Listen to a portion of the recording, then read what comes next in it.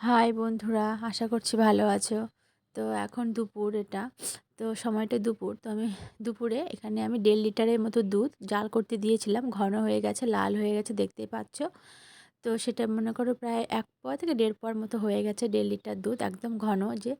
তো এখানে আমি একটু 1 চামচ গমের আটা নিয়েছি, আর এটা আমি একটু মানে জল দিয়ে গুলিয়ে নিলাম। দুধ দিয়েও গুলে নিতে পারো। তারপরে সেটা আমি দুধে দিয়ে দেবো, দিয়ে এটাকে আমি খিরসা বানিয়ে নেব। তোমরা চাইলে শুধু দুধ দিয়েও খিরসা বানাতে পারো। তো এইভাবে বানিয়ে নিলাম, খিরসা বানিয়ে নেব। আর এখানে আমি দিয়ে দেবো একটু গুড়, খেজুরের গুড় দেবো। দিয়ে আমি মানে একটু মিষ্টির জন্য খেজুরের গুড়ই দেবো। আর এটা দিয়ে আমি ক্ষীর বানিয়ে নেব, খিরসা বলতে ক্ষীর বানিয়ে নেব। এই ক্ষীর দিয়ে আমি পাটিসাপটা করব। তো দেখো এটা আমার হয়ে এসেছে। এটা সবসময় মোটা তলা কড়াইতে করবে, আমি যেটাতে করছিলাম সেটা প্রচণ্ড পাতলা। তো ওখান থেকে আমি আবার এটাকে ট্রান্সফার করে নিয়েছি একটা মোটা তলা কড়াইতে। তো এর মধ্যে আমি করে নিলাম। এই যে আমার ক্ষীরটা আমি দিয়ে রেখে দিলাম। আর এখানে নিয়েছি আমি গোবিন্দভোগ চালের গুঁড়ো নিয়েছি বড় কাপ দিয়ে 1 কাপ। এই যে আমার ক্ষীরটা জমে গেছে। আর নিয়েছি 2 চামচ গমের আটা। তোমরা চাইলে ময়দা দিতে পারো, তো আমি এখানে ময়দা ইউজ করছি না, আটাটা ইউজ করব। কারণ ক্ষীর মানে পাটিসাপটার কালারটা দেখতে লাল হয়, একটু আটা দেবে। আর গুড়ের জন্য লাল হবেই।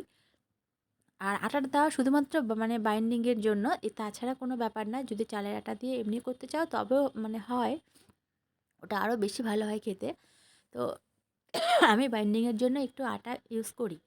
তো এর মধ্যে দিয়ে দিলাম সামান্য একটু লবণ, আর দিয়ে দিলাম খেজুরের নলেন গুড়। দিয়ে আমি এটাকে দুধ দিলাম, এখানে দুধ দিলাম আমি, আর দুধ দিয়েছে একটু দিয়েছি জল দিয়ে, এটাকে আমি একটা ঘোল বানিয়ে নিলাম। ঠিক মানে ঘনও না খুব পাতলাও না, মোটামুটি। আর এখানে একটা তাওয়া দিয়ে দিয়েছে ননস্টিকির। তোমাদের ইচ্ছে, বাড়িতে যাদের পুরনো কড়াই থাকে সেগুলোতেও হবে, পুরনো তাওয়া থাকে ওগুলোও মানে অনেকটা স্মুথ হয়ে যায়, ওগুলোতেও হবে। তবে ননস্টিক করে নিচ্ছি। দিয়ে এই যে আমি, তুমি জানোই পাটিসাপটা করতে যেভাবে করে ওইভাবেই এবার উল্টে পাল্টে নেব। এই যে এরকম করে ফোল্ড করে নিয়ে এগুলোকে ভালো করে ভেজে নেব। তোমরা অবশ্যই এটা ঘি দিয়েই করবে। আজকে আমার ঘরে ঘি ছিল না, সেই জন্য আমি এটা তেল দিয়ে এমনি নর্মাল তেল দিয়ে করেছি।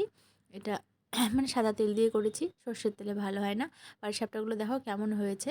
আর এটা কিন্তু বাসিটা খেতে খুব ভালো হয়। আর এই যে ক্ষীরগুলো অনেকটা বেরিয়ে যাচ্ছে, এটা যতটা জমবে ততই খেতে ভালো লাগবে। তোমরা এইভাবে ক্ষীরের পাটিসাপটা বাড়িতে করে খেতে পারো। আর খেতেও দুর্দান্ত হয়। বাজারে কেনাটা কিন্তু ভালো হয় না বন্ধুরা, কারণ ওরা ময়দা দিয়ে করে, একদম ভালো হয় না। ঘরে তৈরি করে খাবে। তো কেমন লাগলো? টাটা।